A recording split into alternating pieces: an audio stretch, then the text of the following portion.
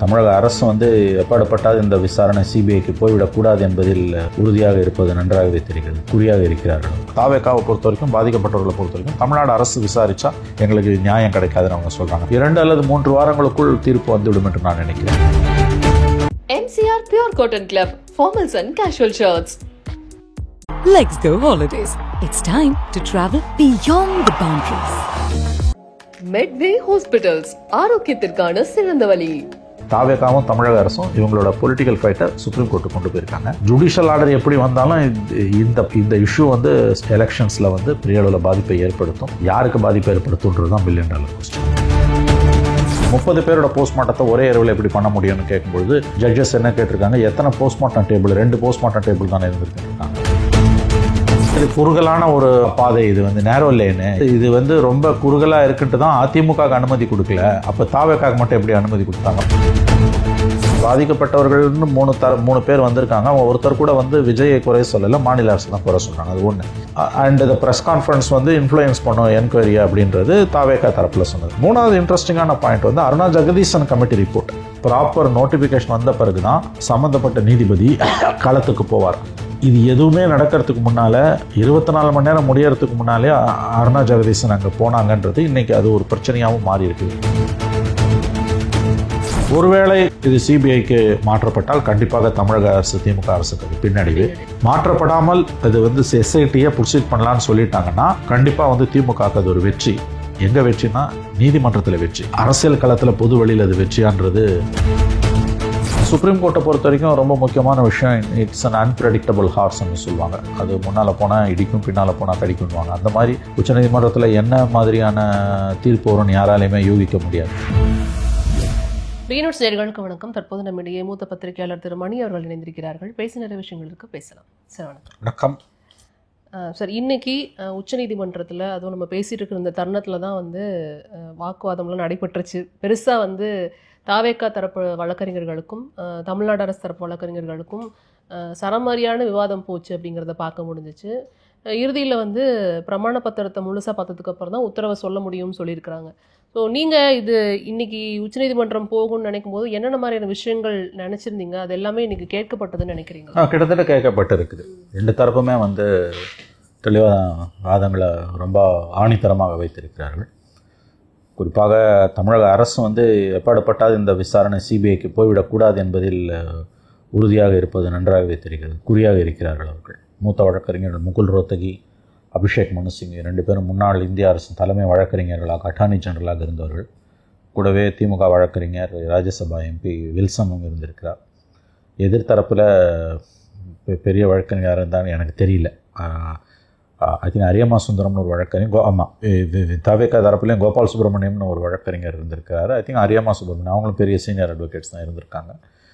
அதை தவிர சென்னை மெட்ராஸ் ஹைகோர்ட்டில் முக்கியமான வழக்கறிஞராக இருக்கக்கூடிய புசி ஆனந்த் ஆன்டிசிபேட்டட் பெயிலுக்கு அப்பீரான ராகவாச்சாரியும் அப்பீராக இருக்கார் போல இருக்கு.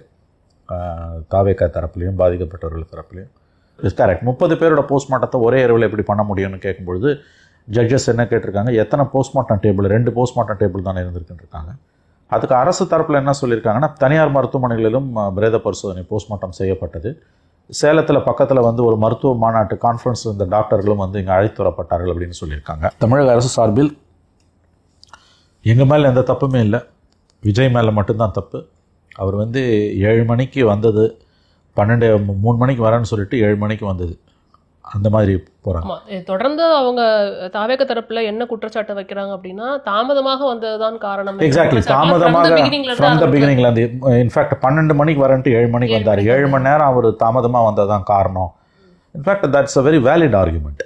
அது ஏன்னா இப்போ ஆஃப் லேட்டாக வரக்கூடிய தகவல்கள் கூட என்னென்னா அந்த 4 மணிக்கு அவர் அந்த இடத்துக்கு வந்திருந்தாருன்னா இதை தவிர்த்துருக்கலாம். ஏன்னா க்ரௌடும் ஒரு டாலரபிள் லெவலில் அப்போ தான் வர ஆரம்பிச்சது. 12:30 1 மணிக்கு 2 மணி நேரம் நின்று இருப்பாங்க. பகல் நேரன்றதுனால அவரை பார்த்துருப்பாங்க. அந்த ஒரு காவாலெல்லாம் விழுந்தாங்க. அந்த சம்பவங்கள்லாம் வெளிச்சம் இருந்ததால், சூரிய ஒளி இருந்ததால் நடக்காமல் இருந்திருக்கும். அவர் 7 மணி நேரம் தாமதமாக வந்தது தான் இதற்கு காரணம் என்பது I think that's a very valid argument. என்னை பொறுத்த வரைக்கும் பர்மிஷன் 3 to 10 கொடுத்துருக்குறாங்கிறத இங்கே 3 to 10ன்னு சொல்லும்போது அது மேக்ஸிமம் ஸ்ட்ரெச். அது 3 to 10 இது ஒரு பாயிண்ட், நீங்கள் சொல்கிறது நல்ல பாயிண்ட் தான். 3லேருந்து 10ன்றது மேக்ஸிமம் ஸ்டெச். அதுக்காக நீ 10 மணிக்கு வரணும்னு அவசியம் கிடையாது. 3லேருந்து 10 தானே கொடுத்தன்றாங்க. 12 மணிக்கு வந்து அவரோட சோஷியல் மீடியா பேஜில், விஜயோட தாவேக்காவோட சோஷியல் மீடியா பேஜில் எல்லாரும் வாங்க வாங்கன்னு கூவி அழிச்சாங்கல்ல. ஏன் போட்டாங்க? ஏன்னா அந்த கட்சி வந்து சோஷியல் மீடியாவில் அக்ரெசிவ் பார்ட்டிசிபெண்ட் இருக்கக்கூடிய ஒரு கட்சி. அப்போ அவங்க எப்படி அதை வந்து அந்த காரியத்தை அவங்க எப்படி செஞ்சாங்க? அப்போ அவங்களுக்கு அதில் பொறுப்பு இருக்குது. அதாவது 10 மணி வரைக்கும் பர்மிஷன் கொடுத்துருந்தா கூட காத்து கிடக்க வைத்தது தான் இந்த ஸ்டாம்பீடுக்கு காரணம். 2வது வெளிச்சமும் போயிடுச்சு 7 மணிக்குன்றது முக்கியமான ஒரு ஆர்குமெண்ட்.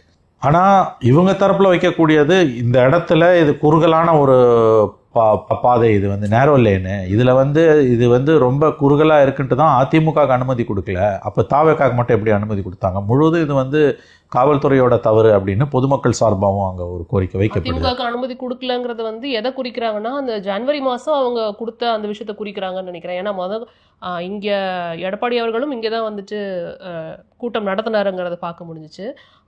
அவங்க சொல்கிறது என்னென்னா, ஜனவரி மாதம் எம்ஜிஆர் அவர்களுடைய பிறந்த நாளுக்கு அனுமதி கோரினப்ப இது வந்து அந்த இடம் தகுதியற்றது அப்படின்னு வந்து காவல்துறை தரப்பில் சொல்லப்பட்டது. அதை தான் அவங்க சொல்கிறாங்கன்னு நினைக்கிறேன். அண்ட் முக்கியமாக நம்ம பார்க்க போனோம்னா, இதில் வந்து தாவேக்கா தரப்பு ஒரு பக்கம் வாதிட்டாலும் பாதிக்கப்பட்டவர்கள் தரப்பே முன் வந்து இங்கே போலீஸார்கள் வந்து அங்கே பார்க்கவே இல்லை.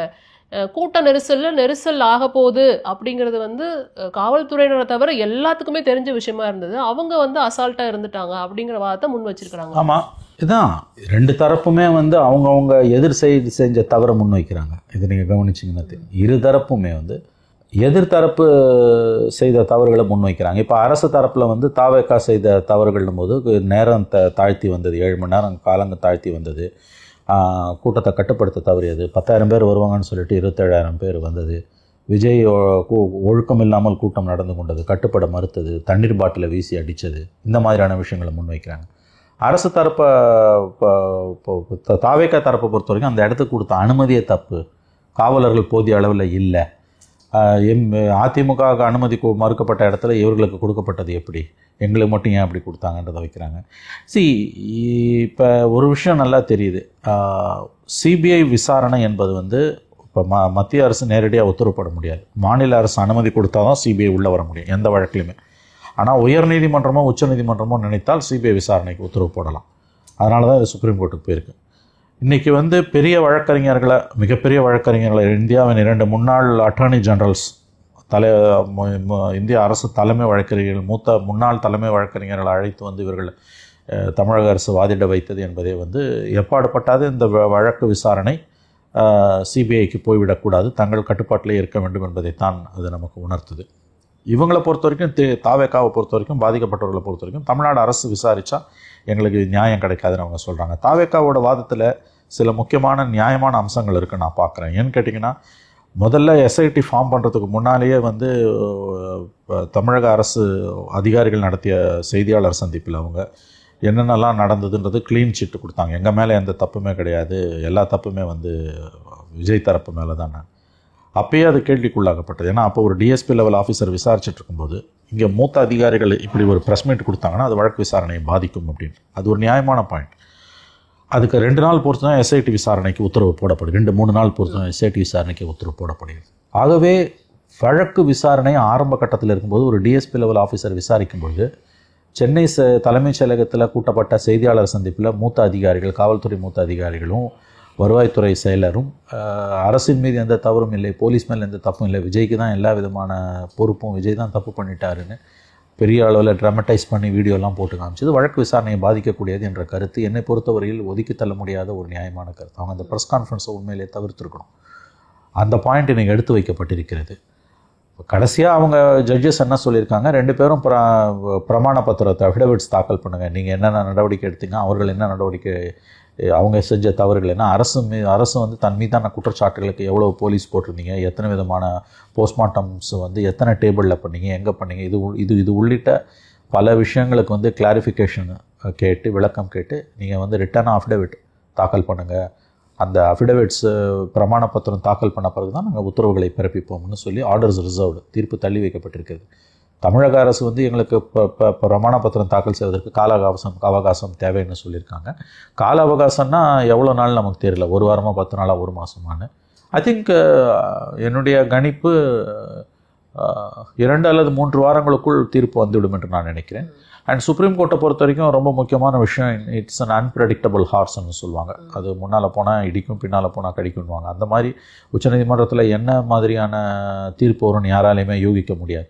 அபிஷேக் மனு சிங்வி தமிழக அரசின் சார்பில் ஆஜரான வழக்கறிஞர் சொன்ன ஒரு பாயிண்ட் ரொம்ப முக்கியமான பாயிண்ட்டு. இதே உச்சநீதிமன்றம் சமீபத்தில் வேறு சில வழக்குகளில் தொடர்ச்சியாக சொன்னது, அரிதினும் அரிதான என்று சொல்ல முடியாவிட்டாலும் எல்லா வழக்கையும், அதாவது இப்படி சொல்லணும், எல்லா வழக்கையும் சிபிஐக்கு மாற்ற வேண்டும் என்று கேட்பது ஏற்புடையதல்ல. இது மாநில காவல்துறை மீது இருக்கக்கூடிய நம்பிக்கையை சிதைத்துவிடும். சில தவிர்க்க முடியாத சந்தர்ப்ப சூழ்நிலைகளில் தான் நாம் ஒரு வழக்கை மாநில காவல்துறையிடமிருந்து சிபிஐக்கு மாற்ற வேண்டும் என்று உச்சநீதிமன்றம் சில தீர்ப்புகளில், சமீபகால தீர்ப்புகளில் சொல்லியிருக்கிறது. அதை டாக்டர் அபிஷேக் மனு சிங்வி தமிழக அரசு சார்பில் ஆஜரானவர் இன்றைக்கு எடுத்து வைத்திருக்கிறார்.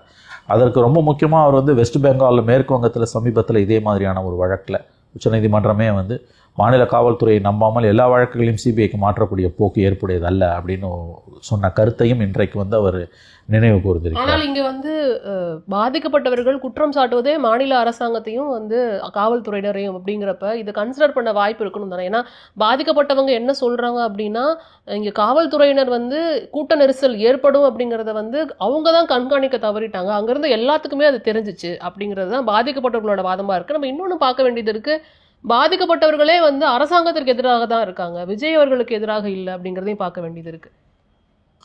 இது முக்கியமான பாயிண்ட். அதாவது பாதிக்கப்பட்டவர்கள் விஜய்க்கு எதிராக இல்லை, அரசுக்கு எதிராக இருக்கிறார்கள் என்பது நல்லா தெரிஞ்ச விஷயந்தான். அது இன்றைக்கி உச்சநீதிமன்றத்திலையும் நிரூபிக்கப்பட்டிருக்கு. நீங்கள் சொல்வது சரியான ஒரு பாயிண்ட். ஏன்னா பாதிக்கப்பட்டவர்கள் நீதிமன்றத்தில் போய் விஜய் மீது தான் தவறு, அதனால் எங்களுக்கு சிபிஐ வேணும், மாநில அரசு நாங்கள் நம்பலை, அல்லது மாநில அரசே விசாரிக்கலாம், எங்களுக்கு மாநில அரசு மேலே நம்பிக்கை இருக்குது, ஏன்னா தவறு அரசின் மீது கிடையாது, விஜய் மீது தான் பாதிக்கப்பட்டவர்கள் சொல்லியிருக்கணும். இன்ட்ரெஸ்டிங்லி பாதிக்கப்பட்டவர்கள் சொல்லும்பொழுது உயிரிழந்தவர்கள் மற்றும் காயமடைந்தவர்கள் சார்பாக ஒருவர் கூட அரசின் மீது தவறு என்று தான் சொல்லுகிறார்களே ஒழிய விஜய் மீது தவறு என்று யாருமே சொல்லவில்லை, accept Tamil Nadu government. Tamil Nadu government மட்டும்தான் விஜய் மீது தவறு என்று சொல்லுகிறது. தாவேகா தரப்பு அதை எதிர்க்கிறது, விஜய் கட்சி. பொதுமக்கள் சார்பாக, அதாவது பாதிக்கப்பட்டவர்கள் சார்பாக வரக்கூடியவர்களில் ஒருவர் கூட விஜய் மீது தவறு என்று சொல்லவில்லை. உயிரிழந்தவர்கள் மற்றும் காயமடைந்தவர்கள் அவர்கள் எல்லாருமே அரசை தான் குறை சொல்லுகிறார்கள். இது ரொம்ப முக்கியமான ஒரு பாயிண்ட்.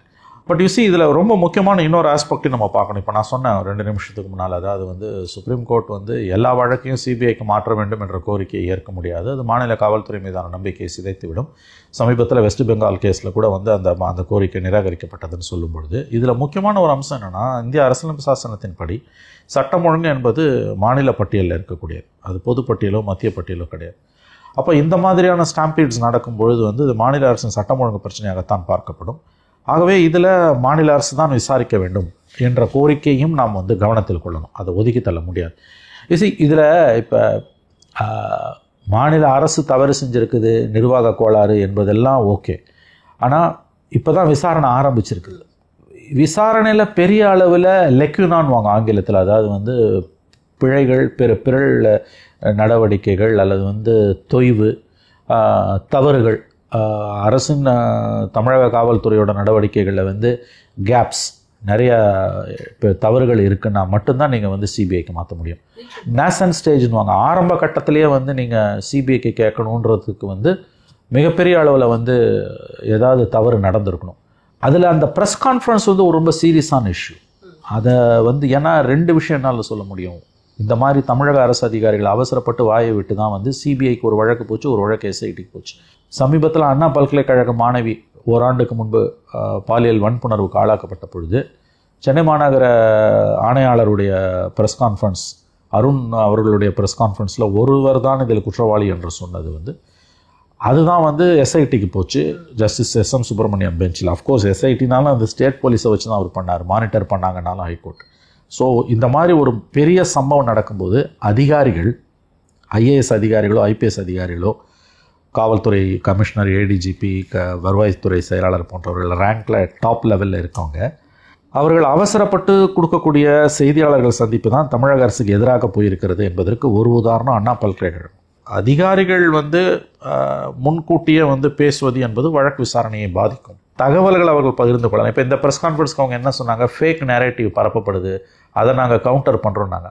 அதை கவுண்டர் பண்ணுறதுன்றது வேற, நீங்கள் ஆடியோ வீடியோலாம் போட்டு பவர் பாயிண்ட் ப்ரெசன்டேஷன் கொடுக்கறதுன்றது. அதாவது ஆளும் கட்சியினர் சேர்ந்த ஒரு ஐடி விங்கில் போட்ட ஒரு வீடியோவை வந்து ஒரு கவர்மெண்டோட பிரஸ் கான்ஃபரன்ஸ்ல காமிக்கும் போது அங்க வந்து கேள்விக்குறியாக்கப்படுது. அது ரொம்ப முக்கியமான பாயிண்ட். ஆளும் தரப்புக்கு ஆளும் கட்சிக்கு சொந்தமான ஐடி விங்கில் போட்ட வீடியோவை கொண்டு வந்து தமிழக அரசு அதிகாரிகள், மிக உயர்ந்த அதிகாரிகள், டாப் ஆஃபீஸர்ஸ், அவங்களோட ப்ரெஸ் கான்ஃபரன்ஸில் அவங்க வந்து தங்களுக்கான வாதமாக முன்வைப்பது என்பது வந்து, அப்போ அந்த வழக்கு வந்து ஒரு டிஎஸ்பி ராஞ்ச் ஆஃபீஸர் லெவலில் தான் நடந்துகிட்டு இருந்தது. அப்போ அதை வந்து இன்ஃப்ளூயன்ஸ் பண்ணக்கூடியது என்பது தான் இன்னைக்கு அவங்க எடுத்து வச்ச தாவேகா தரப்பில் எடுத்து வச்ச வாதம்.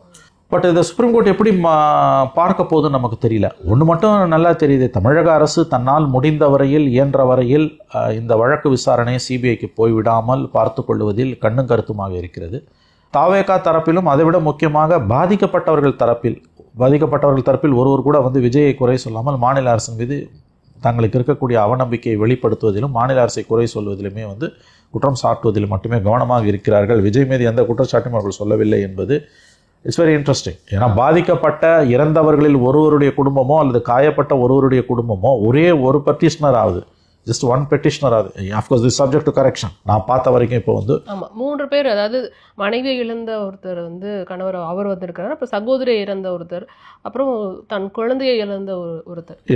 3 பேருமே இன்னைக்கு வந்து தன்னோட தரப்பு வாதம் வச்சிருக்காங்க. இன்னொரு முக்கியமான வாதம், நீங்க வந்து பிரஸ் கான்ஃபரன்ஸ் சொன்னீங்க, பட் அவங்க வந்துட்டு அரசாணை வெளியிடுவதற்கு முன்னே வந்து விசாரணை அது இன்னொரு பாயிண்ட். ஏன்னா ஒரு முன் வச்சிருக்காங்க, அதுக்கு வருவோம். இப்போ இந்த முக்கியமான பாயிண்ட் வந்து பாதிக்கப்பட்டவர்கள்னு 3 பேர் வந்திருக்காங்க. அவங்க ஒருத்தர் கூட வந்து விஜயை குறை சொல்லல, மாநில அரசு தான் குறை சொல்றாங்க. அது ஒன்று. அண்ட் இந்த ப்ரெஸ் கான்ஃபரன்ஸ் வந்து இன்ஃப்ளூயன்ஸ் பண்ணும் என்கொயரி அப்படின்றது தாவேகா தரப்பில் சொன்னது. 3வது இன்ட்ரெஸ்டிங்கான பாயிண்ட் வந்து அருணா ஜெகதீசன் கமிட்டி ரிப்போர்ட். முதல் நாள் நைட்டு 9 மணி 8 மணிக்கு சம்பவம் நடக்குது. 9:30 மணிக்கு 10:30 மணிக்கெல்லாம் அருணா ஜெகதீசன் கமிட்டி ஃபார்ம் பண்ணுறாங்க. மறுநாள் காலையில் 12 மணிக்கு அவங்க நீதிபதி அருணா ஜெகதீசன் அங்கு விசாரணை போகிறார். இது வந்து ரொம்ப பாஸ் பண்ணுறதுனால, வழக்கமாக ஒரு என்கொயரி கமிஷன் எப்படி ஃபங்க்ஷன் பண்ணுன்னா, ஒரு ஜீவோ போட்டு அந்த ஜீவோ பப்ளிக் டொமைனில் வந்து அந்த விசாரணை கமிஷனுக்கான அலுவலகம் இங்கே இயங்குதுன்னு சொன்ன பிறகு பொதுமக்களும் சம்மந்தப்பட்டவர்களும் தங்களுடைய கருத்துக்களை தெரிவிக்கலான்னு சொல்லி ஒரு ப்ராப்பர் நோட்டிஃபிகேஷன் வந்த பிறகு தான் சம்மந்தப்பட்ட நீதிபதி களத்துக்கு போவார். இது எதுவுமே நடக்கிறதுக்கு முன்னால் 24 மணி நேரம் முடியறதுக்கு முன்னாலே அருணா ஜெகதீசன் அங்கே போனாங்கன்றது இன்றைக்கி அது ஒரு பிரச்சனையாகவும் மாறி இருக்குது. பட் இந்த இஷ்யூவெல்லாம் கோர்ட்டு கவனத்தில் எடுத்துக்குமான்னு எனக்கு தெரியல. ஏன்னா இதில் இப்போ இந்த ப்ரெஸ் கான்ஃபரன்ஸ் இஷ்யூ கூட வந்து கோர்ட் வந்து எவ்வளோ சீரியஸாக எடுக்குன்றது என்னால் யூகிக்க முடியல. சம்டைம்ஸ் வந்து இதை எடுக்கிறாங்க, சம்டைம்ஸ் இதை கடந்து போகிறாங்க. இப்போ சொன்ன நேரத்தை தாண்டி அவர் வந்ததும், அங்கே காக்க வைத்திருந்ததும், இதெல்லாம் வந்து பிரதான குற்றவாளியாக விஜய் வந்து மாநில அரசு வந்து ஒரு கட்டமைப்புக்குள்ளே இன்றைக்கி கொண்டு வந்திருக்கு. அந்த நெரேட்டிவை வந்து ஸ்டேட் கவர்மெண்ட் வந்து கண்டினியூஸாக வந்து இன்றைக்கி வந்து மெயின்டைன் பண்ணிகிட்ருக்கு. அது வந்து தகர்க்கப்படுமா இல்லையா என்றதை மட்டும்தான் நம்ம பார்க்க முடியும். இங்கே செந்தில்குமார் அவர்கள் சொன்ன அந்த கருத்துக்களுக்கெல்லாம் வந்துட்டு நீங்கள் எப்படி வந்து முதல்ல வந்து மனதாரர் இல்லாமல் விசாரிக்கலாம் அப்படிங்கிற மாதிரியான ஒரு குற்றச்சாட்டை உச்சநீதிமன்றம் ஒரு கேள்வியை எழுப்பியிருக்கு. ஜூரிஸ்டிக்ஷனல் இஷ்யூ வந்திருக்கு. ஏன்னு கேட்டிங்கன்னா தட்ஸ் அ வெரி இம்பார்ட்டன்ட் ஒன்று என்னை பொறுத்த வரைக்கும். பட் அதை டெக்னிக்கல் இஷ்யூவாக கோர்ட்டு பார்க்குமா அல்லது அதை சீரியஸ் இஷ்யூவாக பார்க்குமா? சீரியஸ் இஷ்யூவாக பார்க்கணும்னா எஸ்ஐடிக்கே கூட கோர்ட்டு தடை போடலாம். ஏன்னு கேட்டிங்கன்னா that's a very very important point. Jurisdiction issue என்னன்னா வந்து கரூர் வந்து மதுரை பெஞ்சு கீழே வருது. தமிழ்நாடு கவர்மெண்ட்டோட ஸ்டாண்டு ரொம்ப ரொம்ப முரண்பாடாக இருந்தது. அது யாருமே தமிழ்நாட்டில் பேச வேண்டிய அளவுக்கு பேசல. இன்ஃபேக்ட் எந்த லாயர்ஸுமே கூட வந்தது கலப்பில். என்னன்னா ஒரே நாளில் 2 கேஸ், ஒரே கேஸு மதுரை பெஞ்சிலையும் வருது, மெட்ராஸ் பெஞ்சிலையும் வருது. மெட்ராஸ் பெஞ்சில் வந்து இந்த உமா ஆனந்தன் பிஜேபி கவுன்சிலர் போட்ட ஒரு கேஸில், சிபிஐக்கு மாற்றணும்னு போட்ட கேஸில் மெட்ராஸ் ஹைகோர்ட்டோட டிவிஷன் பெஞ்ச் என்ன சொல்லுது, இது ஜூரிஸ்டிக்ஷன் கோர்ட்டு மதுரை பெஞ்ச் தான், நீங்கள் அங்கே போங்கன்னு சொல்லிடுது. ஆமாம், இது வந்து ஜூரிஸ்டிக்ஷன் இஷ்யூ மதுரை பெஞ்ச் தான், இங்கே விசாரிக்க முடியாதுன்னு தமிழக அரசு வக்கீலும் சொல்கிறாரு. ஆனால் டிவிஷன் பெஞ்சில் இந்த ஒரு டிவிஷன் பெஞ்ச் இந்த ஸ்டாண்டை எடுக்குது. அந்த ஸ்டாண்டு தான் தமிழ்நாடு கவர்மெண்ட்டோட ஸ்டாண்டாகவும் இருக்குது மெட்ராஸ் பெஞ்சில். இன்னொரு பெஞ்ச் சிங்கிள் ஜட்ஜி முன்னால் கரூர் வந்து மெட்ராஸ் பெஞ்சோட ஜூரிஸ்டிக்ஷனே கிடையாது, மதுரை பெஞ்சோட ஜூரிஸ்டிக்ஷன் போது ஜஸ்டிஸ் செந்தில்குமார் வந்து எப்படி எஸ்ஐடி போட முடியுன்ற கேள்வி வந்து தாவேகா சார்பில் இன்றைக்கி முன் வைக்கப்படுது. அதாவது தமிழ்நாடு அரசு வந்து மதுரை பெஞ்சில் ஒரு ஸ்டாண்டு, மெட்ராஸ் பெஞ்சில் ஒரு ஸ்டாண்டுனா கூட நம்ம புரிஞ்சுக்கலாம். தமிழ்நாடு கவர்மெண்ட் மெட்ராஸ் பெஞ்சிலேயே ஒரு டிவிஷன் பெஞ்ச் முன்னால் ஒரு ஸ்டாண்டு, சிங்கிள் ஜட்ஜ் முன்னால் ஒரு ஸ்டாண்டு. அதுவும் எந்த தரப்பே இல்லாமல் வந்து திரு செந்தில்குமார் அவர்கள் வந்து அது வந்து சம்டைம்ஸ் வந்து உங்களுக்கு வந்து ரெஸ்பாண்டன்ட் இல்லாமல் கூட ஜட்ஜஸ் ஆர்டர் பாஸ் பண்ணலாம். எனக்கு அது கூட பெருசாக படலை, டு பி ஃப்ராங்க் வித். அந்த மாதிரி நடந்திருக்கு, சுப்ரீம் கோர்ட்டும் பண்ணியிருக்கு, ஹை கோர்ட்டும் பண்ணியிருக்கு. அதுக்கு முன் உதாரணம் இருக்குன்னு தான் நான் என்னை பொறுத்த வரைக்கும் நான் நினைக்கிறேன். பட் அதை விட முக்கியமானது தி சீரியஸ் இஷ்யூ என்னால் புரிஞ்சிக்கவே முடியல. அதை ஏன் யாரும் பேச மாட்டேங்கிறாங்கன்னு, பேச வேண்டிய அளவுக்கு யாரும் பேசலை, இன்க்ளூடிங் லாயர்ஸும் மீடியாவும். எனக்கு புரியல என்னென்னா, மெட்ராஸ் பெஞ்சுக்கு பிரின்சிபல் சீட்டுன்னு மெட்ராஸ் ஹைகோர்ட்டுக்கு வந்து கரூரில் பற்றி ஆர்டர் பாஸ் பண்ணுறதுக்கு ஜூரிஸ்டிக்ஷனே கிடையாது. அது வந்து மதுரை பெஞ்சு தான்னு, தட்ஸ் அ ஃபேக்ட். அதை டிவிஷன் பெஞ்சும் சொல்லுது, தமிழ்நாடு கவர்மெண்ட்டும் அதை தான் சொல்லுது. அதையும் வந்து மதுரை பெஞ்சில் ஒரு ஸ்டாண்டும் மட்ராஸ் பெஞ்சில் ஒரு ஸ்டாண்டும் ஓப்பனாக டிஃபர் ஆகுறாங்க. அப்படி இருக்கும்போது சிங்கிள் ஜட்ஜு வந்து தனக்கு ஜூரிஸ்டிக்ஷன் இல்லாத இஷ்யூவில் வந்து அவர் இப்படி ஒரு ஆர்டரை பாஸ் பண்ணான்னு ஹானஸ்ட்லி ஸ்பீக்கிங் எனக்கு தெரியல. என்னுடைய சிற்றறிவு கட்டிய வரையில் எனக்கு அது புரியல. அதை வந்து இன்னைக்கு தாவேகா வழக்கறிஞர் வந்து கேட்டிருக்காரு, ஜட்ஜும் அது கேட்டிருக்காரு. அதை தான் நீங்கள் சொல்கிறது, காலையில் அந்த ஆர்குமெண்ட் வந்திருக்கு. பட் எனிவே இதில் நீங்கள் முக்கியமாக கவனிக்க வேண்டியது என்னென்னா, கோர்ட்ஸில் வந்து ஹைகோர்ட்டோ சுப்ரீம் கோர்ட்டோ வந்து இந்த மாதிரி இஷ்யூஸில் வந்து அப்சர்வேஷன்ஸ், ஹியரிங் நடக்கும்போது வரக்கூடிய அப்சர்வேஷன்ஸ் ஆர்டர்ஸில் ரிஃப்ளெக்ட் பண்ணுமான்னு நமக்கு தெரியாது. அது வரலாம், வராமலும் போகலாம்.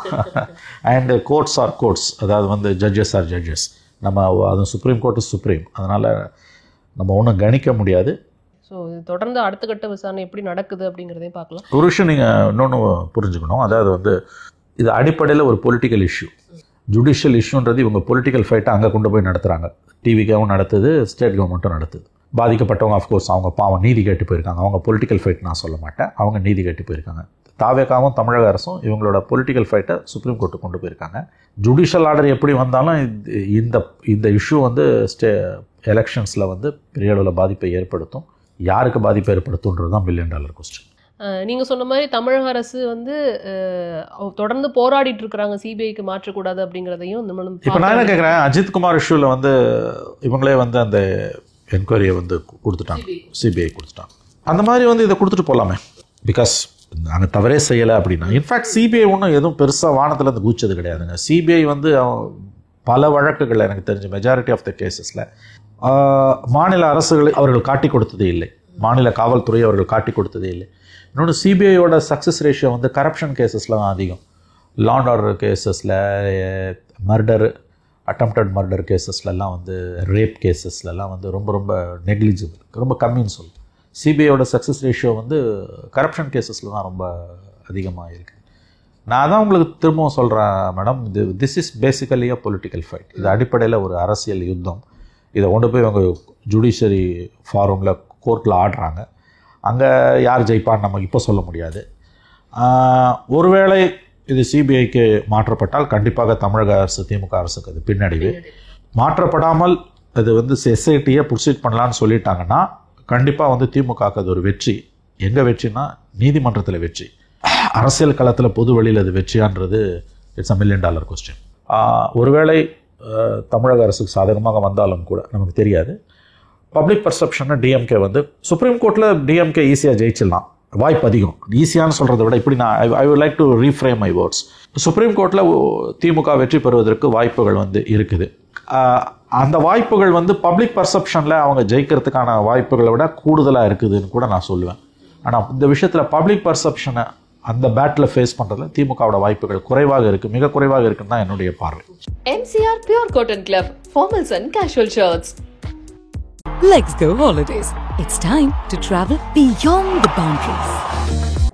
Medway Hospitals, ஆரோக்கியத்திற்கான சிறந்த வழி.